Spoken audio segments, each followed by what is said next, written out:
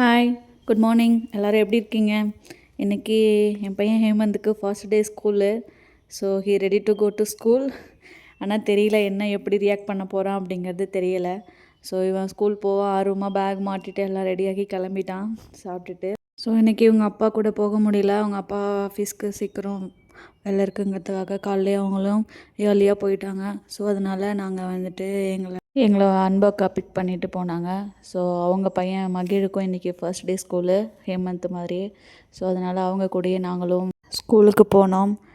நாங்கள் பயந்துகிட்டே தான் போனோம். போகும்போது எல்லாம் ஜாலியாக போகுதுங்க. ஆனால் இங்கே என்ன ரகலை பண்ண போகிறாங்க அப்படின்னு சொல்லிட்டு. ஸோ ஸ்கூலும் வந்துடுச்சு.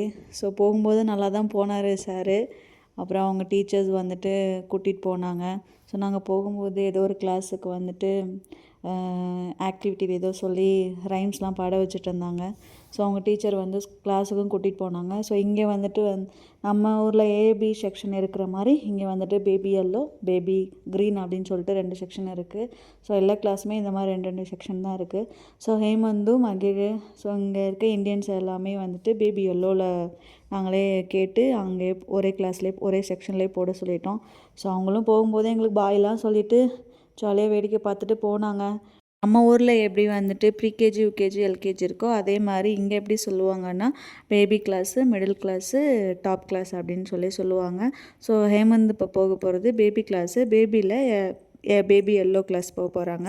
ஸோ இதுதான் அவங்க கிளாஸ் ரூமு. ஸோ கிளாஸ் ரூமில் இது பண்ண உடனே நார்மலாக தான் இருந்தான். ஸோ குழந்தைங்களும் இந்த ஊர் குழந்தைங்களும் லோக்கல் குழந்தைங்களும் கொஞ்சம் பேர் தான் வந்திருந்தாங்க. ஏன்னா இப்போ தான் வந்து ஸ்கூல் ஆரம்பிச்சிருக்காங்க 10th ஸோ அதனால் வந்துட்டு கொஞ்சம் கம்மி பேர் தான் வந்திருக்காங்க இதில்.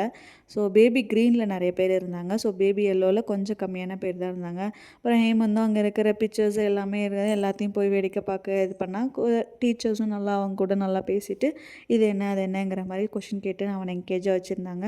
ஸோ நாங்களும் அவனை 2 பேருமே விட்டுட்டு வெளில வந்துட்டோம். ஸோ கொஞ்ச நேரம் தான் இருந்தான். ஒரு 45 மினிட்ஸ் கிட்ட அவன் பாட்டுக்கும் 7 டீச்சர்ஸ் கூட இருந்தான்.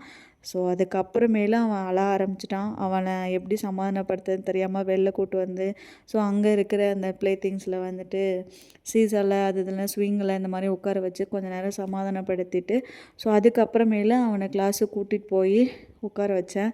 ஸோ கொஞ்ச நேரம்தான் அங்கேயுமே இருந்தான். அதுவும் நான் பக்கத்துலேயே உட்காந்துருந்த வரைக்கும் அழகாக உட்காந்துருந்தார். அதுக்கப்புறமேலே மறுபடியும் அழ ஆரம்பிச்சிட்டான். ஸோ இங்கே வந்துட்டு லன்ச் டைம் வந்து 10:30. ஸோ அதனால் அன்போக்கா வந்துட்டு இட்லி எடுத்துகிட்டு வந்தாங்க. ஸோ ஹேமந்துக்கும் ஒரு இட்லி ஊட்டி விட்டுட்டு ஹெச்எம் என்ன சொன்னாங்கன்னா இன்றைக்கி ஃபஸ்ட் டே தான். ஸோ அதனால் வந்துட்டு இந்த 1 வீக்குக்கு நம்ம எப்போ வேணாலும் பேபிஸை கூப்பிட்டு போய்க்கலாம். ஏன்னா அவங்க வந்து அடாப்ட் ஆகணும்ல அப்படின்னு சொன்னாங்க. ஸோ அதனால் ஓகே நாங்கள் என்ன பண்ணோம் ஒரு சீக்கிரம் கூட்டிகிட்டு போகலான்னு சொல்லி பிளான் பண்ணியிருந்தோம். ஸோ அதுக்கப்புறமேலு சாப்பிட்டதுக்கப்புறம் ஒரு 1/2 hour தான் அவனை கூட கிளாஸ்லேயே உட்காந்து பார்த்தேன். ஸோ அவனை விட்டுட்டு வர ட்ரை பண்ணேன். But he started to cry. So அதனால் ஓகே வீட்டுக்கு போகலாம் அப்படின்னு சொல்லிட்டு வீட்டுக்கே வந்துட்டோம் நாங்கள். ஸோ இப்படி தான் போச்சு இன்றைக்கி first day school. Okay bye.